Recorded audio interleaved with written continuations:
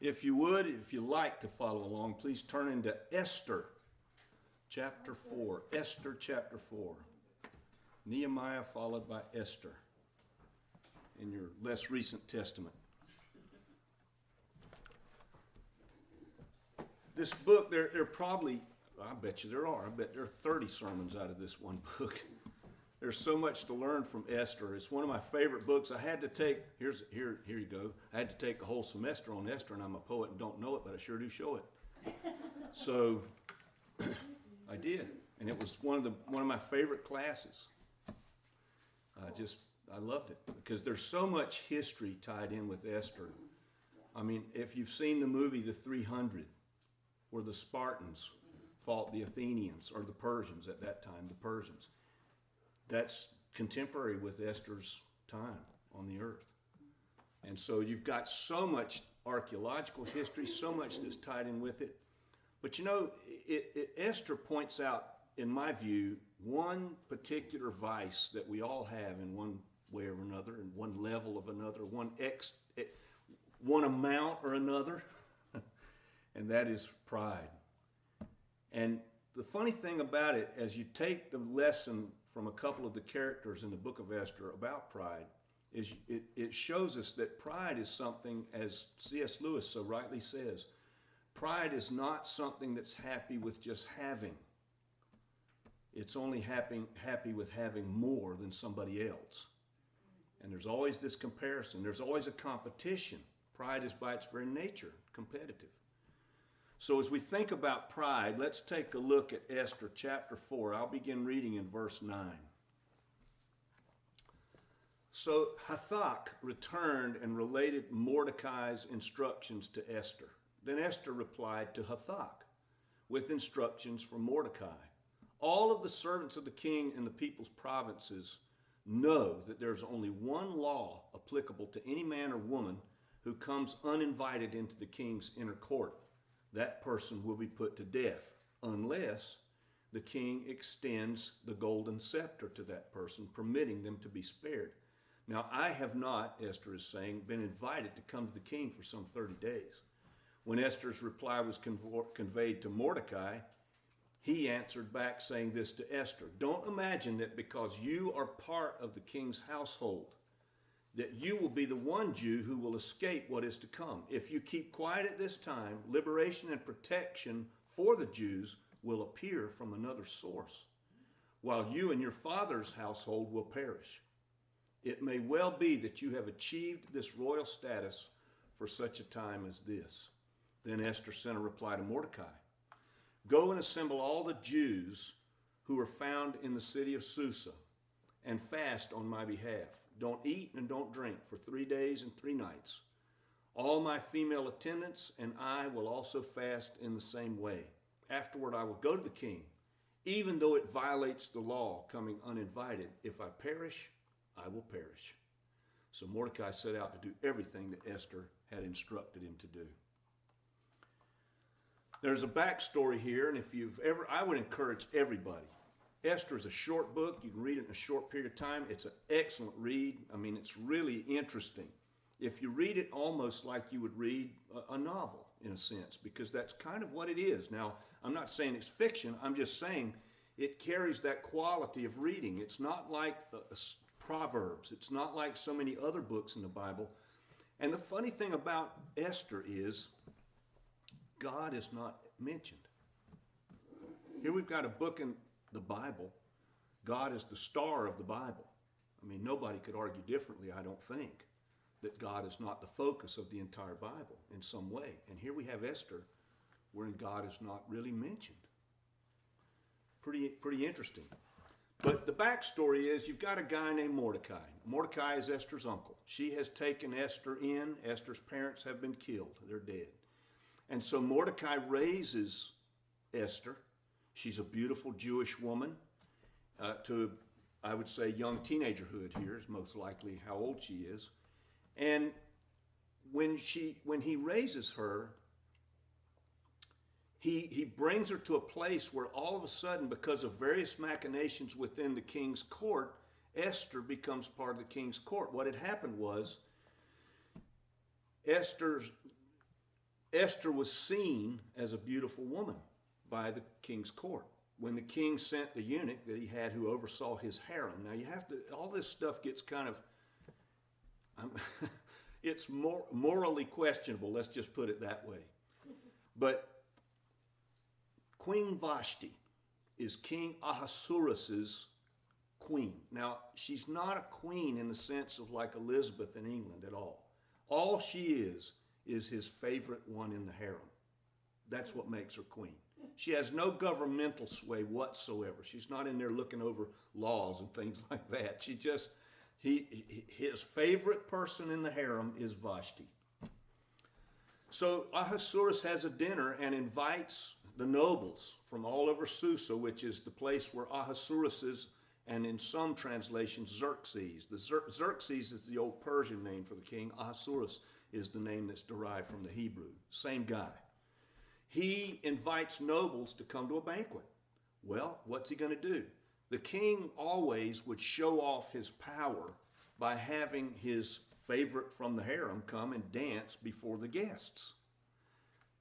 How she was attired is usually rather scantily.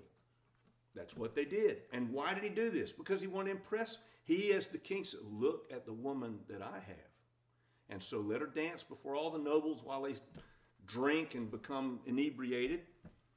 Well, he calls for Vashti and she won't come, which in the kingdom was just completely unheard of. You didn't do that. These women are not, they don't have choice about any of this. They're just members of the harem. And if the king calls for you to come into the court and do whatever, you're to come. And Vashti says, I'm not coming. So the nobles are just in an uproar. What do? They say, you know what? If you don't do something about this king, our wives back home, they're going to start acting this way. You've got to straighten this out. You've got to pass a decree, which for the Medes and the Persians would never pass away. And so they asked for a law to be passed to say that if a man of the house calls for his wife, she must obey. Susa is where Ahasuerus' winter palace is. It's one of the larger cities in Persia. And the reason that this is important, that tells me a lot about the writer of this, we don't know who wrote Esther. Could have been Mordecai. Could have been Esther. If Esther knew how to read and write, we don't know that either. Or she could have dictated the story to someone else. But this person who is writing this lives there. You can tell by the fact of all the detail that's in the book, explaining how all these things happen. Well, there's another character in the book of Esther. And by the way, this ties in archaeologically so deeply with what we do know about Persia. The Battle of Marathon took place about 490 BC. And that's about 49 years after the Jews were set free by the Persians from Babylon. Cyrus the king went in with Darius as his co-regent, set the Jews free from Babylon, conquered the Babylonians. They became the Persians, now are the superpower on the planet. Then under King Darius, who followed Cyrus, they had this battle wherein they tried to impose Persian rule upon Greece, and they failed. The Battle of Thermopylae. And so in order to avenge Xerxes' father, Darius, during this time in history, you have later battles being fought by Xerxes, Ahasuerus, in both Salamis and Plataea, which these battles ended in defeat. And this is really the turning point in that region of the world where Persia lost its grip over Greece, and Greece became over time the ascendant. And then you see Alexander the Great and all the things that follow. So there's a dense history here. I love the fact that Esther's writing is so tied in to these things. I mean, if you do any study of ancient Near Eastern history and you read Esther concurrently with it, you'll see how all these things tie together. Well, Esther is seen, when Vashti refuses, Ahasuerus says, okay, we've got to do something about that. I need a new favorite in my group of concubines here in the harem. So they go out and seek somebody, and they find Esther. Esther's a Jewess. There's a problem here with regard to being a Jew and then being also a member of the harem of this Persian pagan king, but she does it, which we'll get to in just a minute. So the Jews are here because they're living in this region because formerly the Babylonians were ascendant. And so that's how they got here. And there are lots of Jews living in Persia at this time in history. And this is a couple of generations after the Babylonian captivity. So the Jews who live here are completely Persianized at this point. That's why it's okay in the mind of Mordecai and Esther for her to become a member of the harem. They're completely Persianized at this point. For them, it's just, this is civic life if you're in Persia. So Mordecai's grandfather, who was named Kish, was probably a member of the deportation. That's how his family got there. Mordecai's name is Persian. His name means follower of Marduk, which is the Persian highest deity, Marduk the deity. Esther is Persian. That's a Persian name as well. Esther is not Hebrew. Her Hebrew name is Hadassah. So there's a lot of things that tell you that this culture has completely been absorbed by this family. And Esther is not living according to Jewish law. If she were, she could never be part of this harem. So this raises some questions, at least in my mind. In the harem, not married to the king just because he calls for you and absorbs you into the harem with all the things that are entailed therein. What this shows me is it is so contemporary to us. God is taking the movements of history as they are and using them right as they are. Now, don't think for a second, we elect people in our country. Very different structure. We don't have a king. We elect Congress people. We elect local officials. We elect these people. We choose them. Do not think for one second that just because our culture chooses to operate the way it does, that God is not using these movements to orchestrate his will on the earth. He is. He did it here in Persia, and this is a primary example of how that happened. As a matter of fact, if you go to John chapter 5, you'll see a mention of a feast that's unnamed. It's probably the feast that emerged from the deliverance of the Jews by Esther in these years in Persia. It's the Feast of Purim, wherein they celebrate the fact that they were delivered. So here you've got Esther thrust into this picture by virtue of the fact of her physical beauty. That's it. And she's thrust into it too because God is going to use her physical beauty to get her into a position. And I love what Mordecai says to Esther in that letter. If you choose not to do this, God will find somebody else. The deliverance will come by another means. Isn't that interesting that God looks at you and me? We have that capacity to just look up to God and say, no, I'm not going to do it. God says, well, I'll find somebody else. Maybe it'll be our children. So she's put herself in a tremendously dangerous position here. Now, there's another character in this story named Haman. Haman is a Persian. Haman is a noble in Susa, and he is a very important person. As a matter of fact, his wealth is second only to the king. He's the wealthiest person in this area, and his wealth is second to the king. It says in there that he's willing to give 10,000 talents to the government, and he can still live a good life. Do you know that's $30 million in our present day funds? And he can still carry on being Haman with his family and everything else. He's got a lot of money. And so in the ancient Near Eastern culture, and you see this reflected in the New Testament where Peter says, give honor to honor who is due, right? You were to bow to a noble. If they came into the city, being carried on their litters usually, or on an animal, you were to bow to them. You weren't worshiping them. You were just bowing to them. And Mordecai won't do it. And Haman doesn't like that. He looks out there and he sees everybody's head go down. He sees Mordecai just standing there. He doesn't like that at all. Haman is a very proud man. He's not happy enough to just be as wealthy as he is and have all these masses of people bowing in honor to him. He's really mad because Mordecai won. It goes right back to the competitive nature of pride. So, and Mordecai's refusal is not Jewish. There's nothing Jewish about that. He's just not going to do it. So there's a little pride operating in Mordecai as well. So Haman is so incensed. He goes to the king, talks to the king, and the king says, you know what, Haman? We got to do something about this. So he says, here, you take my signet ring, and whatever you decide to do, you can take my ring and stamp it into the wax, and it will become Persian law, the law of the Medes and Persians that never changes. And so he does this. He says, on this date, we're going to get rid of all the Jews. Haman says, that's what I want. He's got the signet ring. It's now law.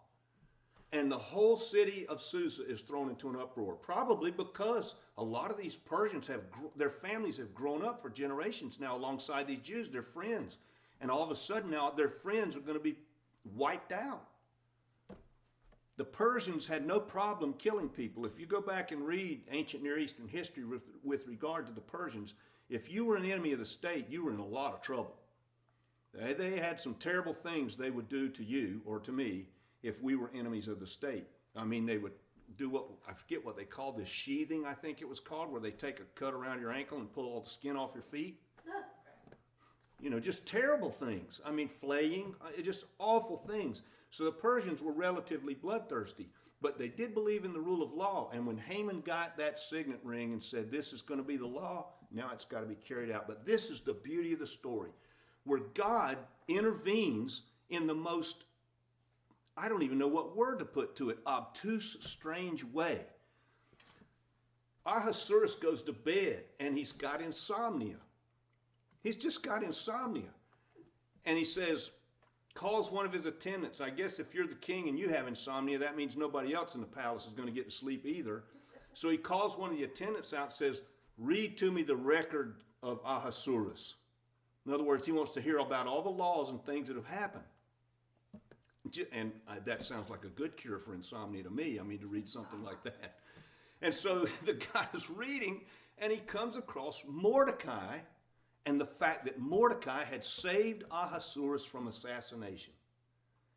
And the king perks up. Now, why would he perk up then? Why would he suddenly awaken a little bit? He says, has anything ever been done for this Mordecai? He said, no, sir, nothing's ever been done for him. Well, we're going to have to correct that. That's God working in a most miraculous way, that the king in all of those records would hear that one little thing about Mordecai. Why not somebody else? Why didn't he doze off before the guy got to that spot? No.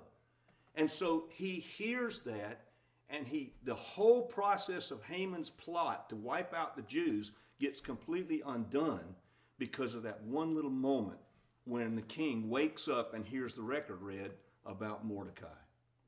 Now, this is where we're looking at God.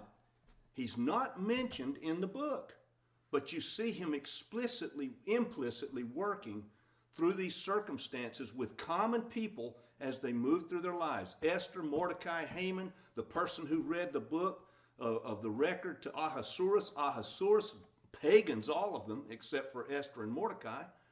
And yet God is working. Mordecai and Esther, this says something about them that is not stated, but is implicit in what the book tells us. And that is that Mordecai and Esther had a relationship with God such that just their natural movements in the world were serving the Lord. That is so deep to me. I mean, you know, we talk about our faith in ways to say, what's God doing in your life? What is God calling you to do? I get questions like that even from the jail. And they're hard to answer.